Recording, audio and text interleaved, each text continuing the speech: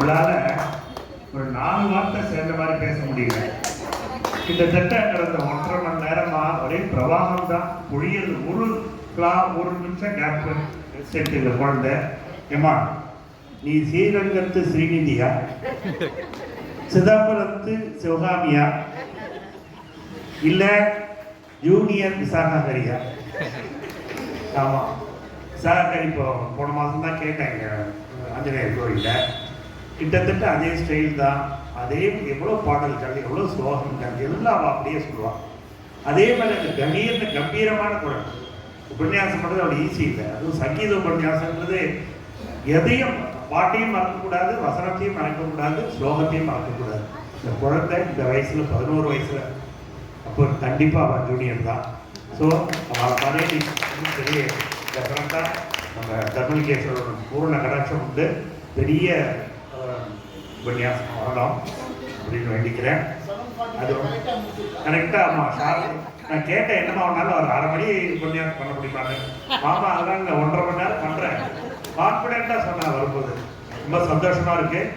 இது மார்கழி மாதம் நம்மளாம் வந்து எல்லாரும் எழுந்துக்கிறாங்களேன்னு காலம்புரை எழுந்துப்போம், கோயிலுக்கு வருவோம், சுட பொங்கலை சாப்பிடுவோம், போயிட்டு இருப்போம். அப்படி தான் தெரியும் நம்மளுக்கு. இந்த குழந்தை இந்த மார்கழி மாதத்தில் எவ்வளோ விசேஷம் இருக்குது. வைகுண்ட ஏகாதசி, ஆருத்ரா தரிசனம், ராதா கல்யாணம், இந்த 3ஐயும் வந்து அப்படி கோர்வையாக அழகாக ரொம்ப அழகாக சொல்லிட்டு, அதே மாதிரி தசாவதாரம் 10 அவதாரம், அந்த அவதார புருஷர்களை 10 அவதாரத்தை வைக்க கூட தெரியாது கோவிலில் எங்களுக்கு. இது முன்னாடியே அது முன்னாடியான்னு சண்டை போட்டுட்டு இருப்போம்.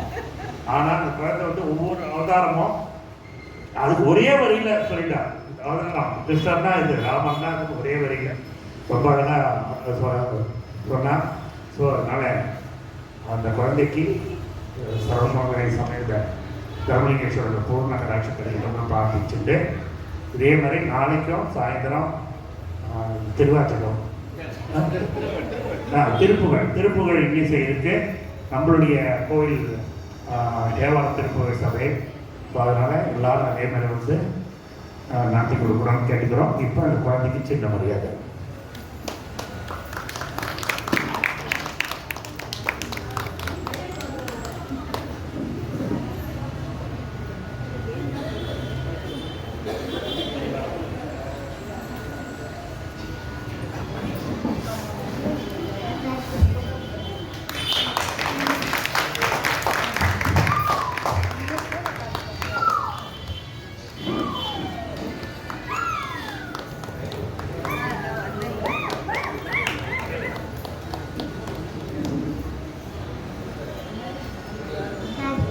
அப்படியே சேர ஓரமாக